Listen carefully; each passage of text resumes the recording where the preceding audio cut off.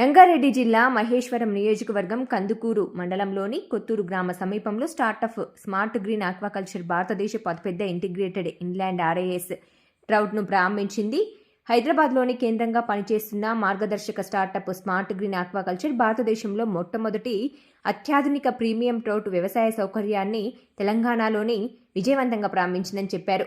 భౌగోళిక అడ్డంకులను ఛేదిస్తూ దక్కన్ పీఠభూమి వంటి వెచ్చని ప్రాంతాల్లో కూడా చల్లటి నీటి ఆక్వాకల్చర్ వృద్ధి చెందుతుందని ఈ సౌకర్యం నిరూపిస్తుందన్నారు. వ్యవసాయ ప్రాంగణంలో flexi scale premium micro algae bio refinery స్థాపించే ప్రణాళికలను కూడా కంపెనీ ప్రకటించిందని, ఇది ఆర్ఏఎస్ నైపుణ్యం కేంద్రమని తెలిపారు. అలాగే సుమారు $6 మిలియన్ల ప్రారంభ వ్యయంతో నిర్మించబడిన ఈ సౌకర్యం మొత్తము 1200 మెట్రిక్ టన్నుల ఉత్పత్తి సామర్థ్యాన్ని కలిగి ఉంటుందని, పూర్తిగా స్థిరమైన రిసర్క్యులేటింగ్ ఆక్వాకల్చర్ సిస్టమ్ సాంకేతికతపై ఆధారపడి ఉంటుందని తెలిపారు.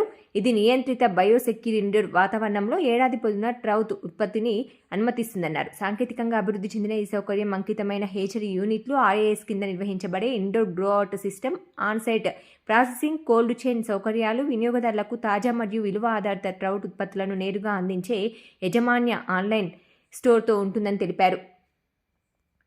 ఈ కార్యక్రమానికి పాడి పరిశ్రమ మరియు పంచాయతీరాజ్ మంత్రి రాజీవ్ రంజన్ సింగ్, అలాగే కేంద్ర బొగ్గు మరియు గనుల మంత్రి కిషన్ రెడ్డి, కేంద్ర సమాచార సాంకేతిక పరిజ్ఞానం, ఎలక్ట్రానిక్స్ కమ్యూనికేషన్, పరిశ్రమ మరియు వాణిజ్య విభాగ వ్యవహారాల మంత్రి శ్రీధర్ బాబు, కేంద్ర మత్స్య పశుసంవర్ధక మరియు పాడి పరిశ్రమ పంచాయతీరాజ్ మంత్రిత్వ శాఖ మంత్రి సింగ్ బాగెల్, భారత ప్రభుత్వం మత్స్య పశుసంవర్ధక మరియు పాడి పరిశ్రమ మైనార్టీ వ్యవహారాల మంత్రిత్వ శాఖ సహాయ మంత్రి జార్జ్ కురియన్, అలాగే తెలంగాణ ప్రభుత్వం పశుసంవర్ధక, పాడి పరిశ్రమ అభివృద్ధి, మత్స్య క్రీడలు, యువజన సేవల మంత్రి వాకిటి శ్రీవరి, అలాగే స్థానిక ఎమ్మెల్యే సబితా ఇంద్రారెడ్డి ప్రారంభించారు. Young man, Aditya, he has done a fantastic job and he is farming the trout in Hyderabad, and that also well maintained. Scientifically, the whole thing is monitored by the control system. He has developed the control system, which is itself a fantastic thing. And I am surprised and I congratulate him for his best success in his life.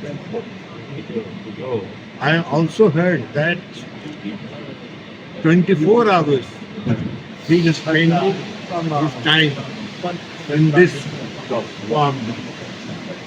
He is sleeping here, he is eating here, everything. So hold this, other you can say that he is dedicated to his job. And a young man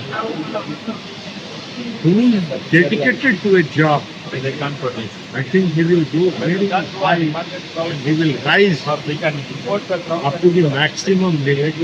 And by all good wishes to Sir, what is the specialty of this fish, sir?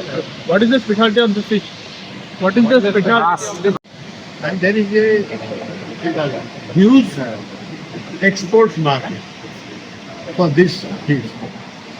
And we will also ask the NFDB and NPDA to coordinate with him for the export. And in different tanks, he has different size of fish, trout. And finally, it has a very big market for the export. It's in demand in European countries. So, with the scope of the export is also, and I will request Aditya also to move towards exporting. Government supports, sir, subsidies. Government is fully supporting.